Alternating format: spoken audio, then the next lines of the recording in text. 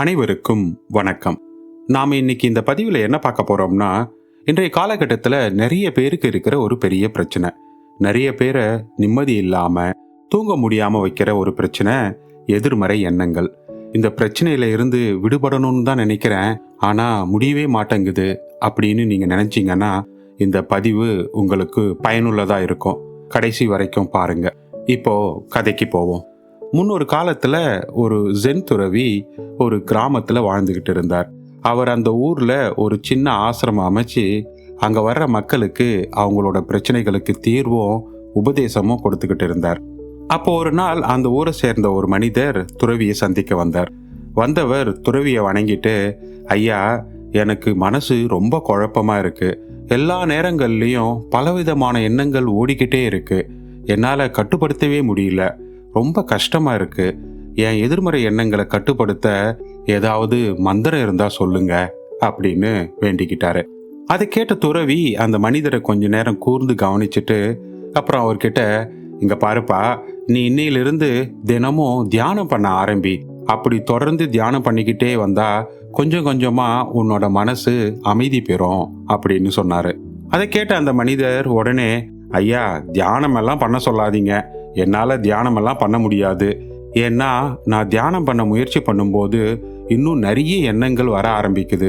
அதுவும் எதிர்மறை எண்ணங்களா வருது. அதனால என் மனசு இன்னும் குழப்பமாயிடுது, ஒரே பதட்டம் ஆயிடுது அப்படின்னு சொன்னாரு. அதை கேட்ட துறவி, இங்க பாருப்பா, கவலைப்படாத. தியானத்தோட ஆரம்ப கட்டத்துல இப்படிதான் இருக்கும். ஆனா கொஞ்சம் கொஞ்சமா தியானம் பண்ண பண்ண உன் மனசு அமைதியாக ஆரம்பிக்கும் அப்படின்னு சொன்னாரு. அதுக்கு அந்த மனிதர், ஐயா, என்னை மன்னிச்சிடுங்க. எனக்கு தியானம் எல்லாம் சரிப்பட்டு வராது. பல முறை முயற்சி பண்ணி பார்த்துட்டேன், என்னால் முடியவே இல்லை. அதனால தயவு செஞ்சு நீங்க எனக்கு என் மனசை அமைதிப்படுத்த, என் எதிர்மறை எண்ணங்களை கட்டுப்படுத்த அந்த மந்திரத்தை சொல்லுங்க அப்படின்னு கெஞ்சி கேட்டாரு. அதை கேட்ட அந்த துறவி, சரி, இந்த மனிதர் நம்ம சொல்றதை கேட்க மாட்டார் போல இருக்கு, புரிஞ்சிக்க மாட்டார் போல இருக்கு அப்படின்னு நினைச்சிட்டு அந்த மனிதர்கிட்ட, சரிப்பா, நீ இவ்வளோ தூரம் சொல்ற, அதனால உன் மனசை அமைதிப்படுத்த, எதிர்மறை எண்ணங்களை கட்டுப்படுத்த ஒரு மந்திரம் சொல்றேன் அப்படின்னு சொன்னவர் அந்த மனிதரோட காதுல ஒரு மந்திரத்தை சொன்னாரு. அப்புறம் துறவி, இங்க பாருப்பா, நீ தினமும் தனியா உட்காந்து இந்த மந்திரத்தை சொல்லணும், புரிஞ்சுதா அப்படின்னு கேட்டாரு. அதை கேட்ட உடனே அந்த மனிதருக்கு ரொம்ப சந்தோஷமாயிடுச்சு. ஐயா, ரொம்ப நன்றி, நான் கண்டிப்பா தினமும் இந்த மந்திரத்தை சொல்றேன் அப்படின்னு சொல்லிட்டு துறவியை வணங்கிட்டு அங்கிருந்து கிளம்ப ஆரம்பிக்கிறாரு. அப்ப அந்த துறவி அந்த மனிதர்கிட்ட, கொஞ்சம் நில்லுப்பா, ஒரு முக்கியமான விஷயம் இருக்குப்பா. அது என்னன்னா, இந்த மந்திரத்தை நீ சொல்லும் போது குரங்க பத்தி மட்டும் நினைக்கவே கூடாது. அப்பதான் இந்த மந்திரம் வேலை செய்யும், பலன் கிடைக்கும் அப்படின்னு சொன்னாரு. அதுக்கு அந்த மனிதர், நான் எதுக்கு குரங்க பத்தி நினைக்க போறேன்? நான் என் வாழ்க்கையில குரங்க பத்தி நினைச்சதே இல்லை அப்படின்னு சொல்லிட்டு அங்கிருந்து கிளம்பினாரு. வீட்டுக்கு வந்த அந்த மனிதர் ஒரு இடத்துல தனியா உட்காந்து கண்களை மூடி அந்த துறவிய மனசுல நினைச்சு வணங்கிட்டு அந்த மந்திரத்தை சொல்ல ஆரம்பிக்கும் போது துறவி அவர்கிட்ட சொன்ன அந்த விஷயம், அதாவது மந்திரம் சொல்லும் போது குரங்க பத்தி மட்டும் நினைக்க கூடாதுன்னு சொன்னது அவருக்கு ஞாபகம் வந்துச்சு. அப்படி துறவி சொன்னது ஞாபகம் வந்ததுக்கு அப்புறம் அந்த மனிதருக்கு குரங்கோட உருவம் மனசுல ஓட ஆரம்பிச்சது. தொடர்ந்து குரங்க பத்தின எண்ணங்கள் மட்டும்தான் வருது. அவரும் எவ்வளவோ முயற்சி பண்ணாலும் குரங்க பத்தின சிந்தனைகளை நிறுத்தவே முடியல. ரொம்ப கஷ்டப்பட்டு மனசை ஒருநிலைப்படுத்தி குரங்க பத்தி நினைக்க கூடாதுன்னு முயற்சி பண்ணாரு. ஆனா இப்ப அவருக்கு குரங்க தவிர வேற எதையுமே சிந்திக்க முடியல.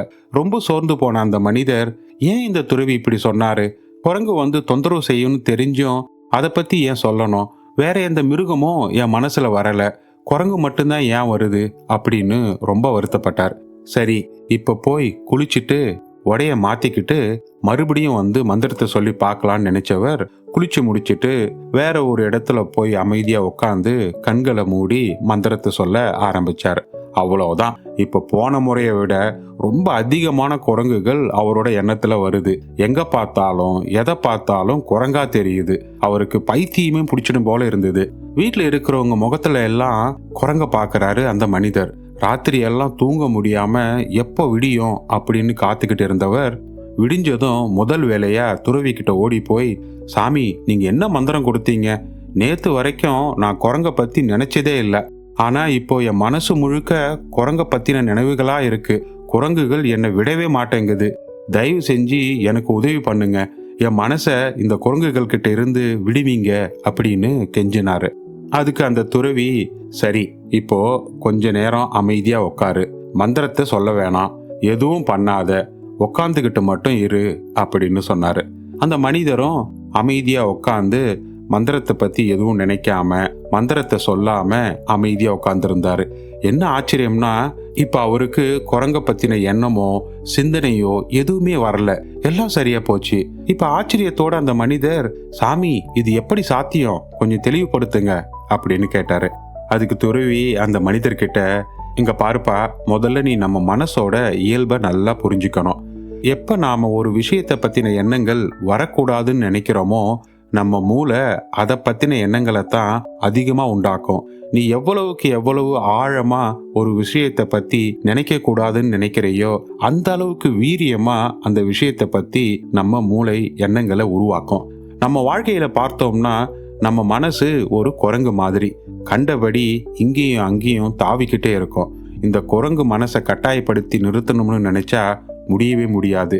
நிறுத்த முயற்சி பண்ணா இன்னும் அதிகமான எண்ணங்கள் தான் வரும். ஒரு மனிதருக்கு ஒரு நாள்ல சராசரியா 36,000 80,000 எண்ணங்கள் வரைக்கும் உருவாகும் அப்படின்னு அறிவியல் சொல்லுது. இவ்வளவு எண்ணங்களை கட்டாயப்படுத்தி நிறுத்தணும்னு நினைச்சா கண்டிப்பா முடியாது. அதே மாதிரி எப்ப நாம ஒரு விஷயத்தை தவிர்க்கணும் அப்படின்னு நினைக்கிறோமோ, அப்பதான் அது மேல நம்ம முழு கவனமும் போகும். அதனால ஒருபோதும் எண்ணங்களை நிறுத்தணும், அதை போக்கணும் அப்படின்னு அதோட போராடக்கூடாது. அதுக்கு பதிலா அமைதியா இரு. உனக்கு வர்ற எண்ணங்களை நல்லா கவனி.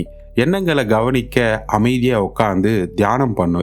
தியானம் பண்ணும்போது நிறைய எதிர்மறை எண்ணங்களை நீ பார்க்கலாம். பயப்படாத.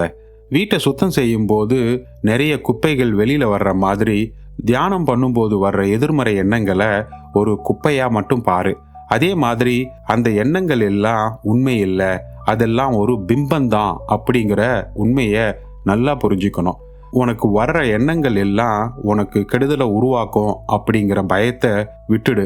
எண்ணங்கள் உண்மையானது இல்லை, அது வெறும் பிம்பம்தான் அப்படிங்கிற உண்மையை உனக்கு நீயே திரும்ப திரும்ப சொல்லிப்பாரு. மனசு லேசாகும். நாளடைவில் நீ எண்ணங்களை கட்டுப்படுத்த வேண்டிய அவசியம் இல்லாம போய் எண்ணங்களை கையாள கத்துக்குவ அப்படின்னு சொல்லி முடிச்சார் அந்த துறவி. இதை கேட்ட அந்த மனிதருக்கு ரொம்ப தெளிவு கிடைச்சது. எண்ணங்களை எப்படி கையாளணும் அப்படிங்கிற ஒரு புரிதல் கிடைச்சது. சிறையிலிருந்து விடுபட்ட மாதிரி ஒரு பெரிய சந்தோஷம் அந்த நபருக்கு. துறவிக்கு நன்றி சொல்லிட்டு அங்கிருந்து கிளம்பினார் அந்த மனிதர். நண்பர்களே, இப்போ உங்களுக்கு நம்ம மனசோட மூளையோட இயல்பு என்ன, நமக்கு தேவையில்லாத எதிர்மறை எண்ணங்கள் தோன்றும் போது அதை எப்படி கையாள்வது அப்படிங்கிறது புரிஞ்சிருக்கும் அப்படின்னு நான் நம்புறேன். இந்த வீடியோ உங்களுக்கு ஏதாவது ஒரு வழியில ஹெல்ப் பண்ணியிருந்தா, ஒரு தெளிவை கொடுத்திருந்தா வீடியோவை லைக் பண்ணுங்க, உங்க ஃப்ரெண்ட்ஸ் அண்ட் ஃபேமிலிக்கு ஷேர் பண்ணுங்க. இன்னும் நம்ம சேனலை சப்ஸ்கிரைப் பண்ணாம இந்த வீடியோவை பார்த்துக்கிட்டு இருந்தீங்கன்னா ப்ளீஸ் சப்ஸ்கிரைப். உங்க வாழ்க்கையில நீங்க நினைச்ச காரியங்கள் வெற்றி பெற எனது மனமார்ந்த வாழ்த்துக்கள். மற்றும் ஒரு பயனுள்ள வீடியோவுடன் உங்களை விரைவில் சந்திக்கிறேன். நன்றி நண்பர்களே.